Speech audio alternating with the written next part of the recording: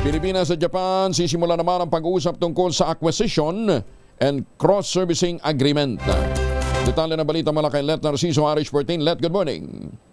Nagkasundo ang Pilipinas at Japan na simulan ang negosasyon hinggil sa acquisition and cross-servicing agreement. Sa kanilang joint press statement, kinilala ni Pangulong Ferdinand Marcos Jr. ang malaking naitulong ng Japan sa pagkamit ng Pilipinas sa hangaring kapayapaan at pakikipagkaibigan sa lahat ng bansa ng may lakas at integridad. Kinumpirma naman ni Japanese Prime Minister Shigeru Ishiba na sisimulan na ang government-to-government discussion ng potensyal na konklusyon ng Security of Information Agreement. May kaparehong kasunduan ang Japan sa India kung saan itinatag ang isang framework tulad ng pagsasaayos ng mga procedure para sa palitan o bigayan ng supplies at services sa pagitan ng Self-Defense Forces of Japan at Indian Armed Forces.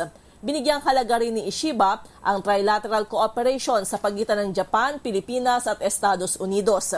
Binanggit naman ni Pangulong Marcos na ang Pilipinas ang kauna-unahang benepisyaryo ng Official Security Assistance ng Japan para sa Defense and Security Cooperation. Sa 3 taon pa lamang anya ng OSAP ay nagawa ng makakuha ng makabuluhang upgrades ng Department of National Defense.